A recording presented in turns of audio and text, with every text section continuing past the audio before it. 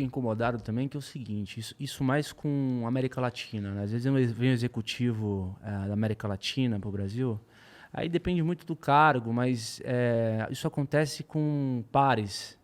O cara vem para o Brasil participar de um evento ou de um simpósio, enfim. Ele tá num grupo, vamos supor, com 5 brasileiros. Cara, os 5 brasileiros falam espanhol. Mesmo, às vezes, ele entendendo português. Então, eu não sei por que isso acontece. Eu sei. Por quê? Eu sei. Por que o brasileiro aprende espanhol? Não, por que o brasileiro voluntaria falar a mesma língua do cara que está em do que o cara começar a falar português, que é a maioria das pessoas que estão ali? Em geral, quem vem os expatriados ou quem vem de fora estão em posições maiores. Então, você quer se adaptar pela pressão social, é normal. Não, cargo maior, beleza. Até pra você deixar o cara à vontade. Né? Segundo, o brasileiro sempre acha que ele tem influência, mais do que ele realmente tem. Com certeza. Então, o avançado é aquele... O intermediário. Eu vi um ótimo, aquele ator do Homem-Aranha. Ele fazendo uma entrevista, aí a jornalista que está entrevistando pergunta assim, você fala espanhol? Ele fala assim, sim, eu entendo um pouco de espanhol, mas obviamente não muito, né? Aí ela pergunta assim, qual é seu nome? Que é qual é o seu nome, né? Uhum. Aí ele... 21. Tipo, ele responde a idade, tá ligado? Tipo, não sabe nada, mas as pessoas sempre colocam no currículo que... Sim, agora, o básico ali, eu sei o básico. Então, óbvio, imagina, ela colocou que ela é básico em espanhol. Aí chega na reunião com o cara que chegou pra falar em espanhol, é os 5 falando espanhol e tentando se virar o máximo possível. Então, é muito dessa... Também síndrome de vira-lata que a gente tem, né? Exato, tem isso. Sabe qual que é a prova dos 9 aí? Quando você tem que fazer entrevista. Eu já fiz entrevista em inglês, em português e já fiz em espanhol. Quando eu falava já espanhol. Falava assim, sei falar. Meu irmão, você fala aquilo. Tudo que eu já tive que pensar é para responder em português. Tudo que eu tive que pensar para responder em inglês. Eu não pensei em espanhol. Então, ou você fala, ou você vai dar um enrolê. O problema do espanhol é quando eles engatam a quinta marcha, velho. Porque aí é meio foda, tá ligado? E o espanhol, depois eu aprendi com o tempo, que é o seguinte.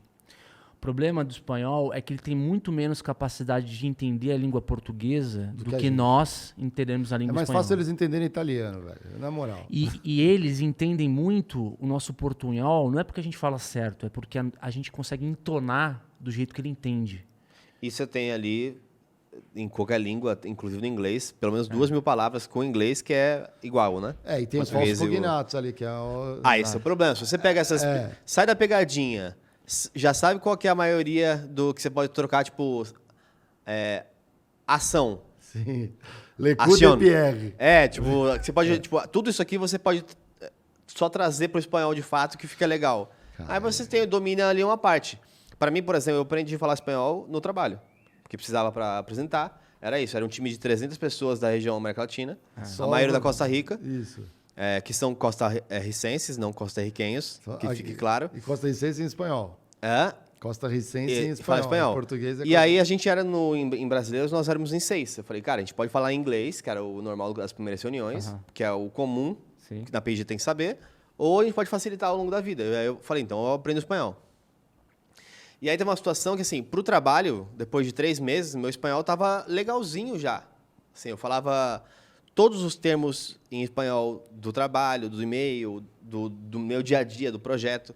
Aí um dia foi ter uma reunião que foi não foi em Caracas. Foi em Caracas, foi na Venezuela. E a gente foi pra reunião... Meu irmão.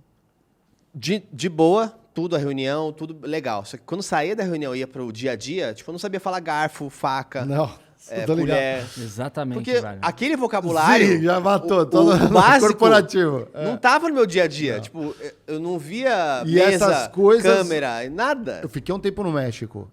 Eu não conseguia pedir um refrigerante com uma rodelinha, sabe, de limão. Assim. Aí eu falei assim, aí eu falava inglês ali porque tava no hotel. Eu falava assim, lemon slice, assim, aí ele não entendia. Eu falava eu falava assim, me corta. Aí ele pegava o limão, botava como se fosse um enfeite no copo.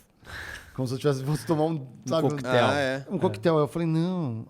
Aí eu fui falando assim, como que fala? É uma rodaja. perguntei, beleza, agora eu quero com uma rodaja. Aí, beleza, aí ele cortou uma rodaja. Ele não botou dentro do copo, ele botou também como se fosse um drinkzinho. Eu falava, não, meu Deus, eu não consigo. Mas é isso, não tem como não lembrar. Porque é o seguinte, não é só isso, é o jeito que eles fazem as coisas também é diferente. Sim. Então, que nem, não tem como não lembrar do Vanderlei Luxemburgo, quando foi trabalhar no Real Madrid. Isso é sensacional, que ele falou que... Que ele começa a correr assim, tá todo mundo correndo, ele, la abuela, la abuela. E aí a avó, né? Não é pelota que eles falam, né? Mas aí colocou a abuela... Depende de onde, tem balão. O lance da...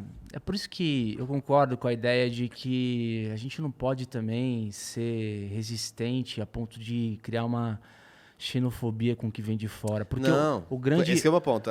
O grande lance é que se a gente olhar a língua portuguesa, cara, recheada de palavra que vem de vários países. Italiana, francesa, grega. Abajur, sutiã. Sim, batom. Tem uma palavra Atenção, tá fome. Tá na mesa pessoal. Mas isso reflete a riqueza de formação de povo que a gente tem.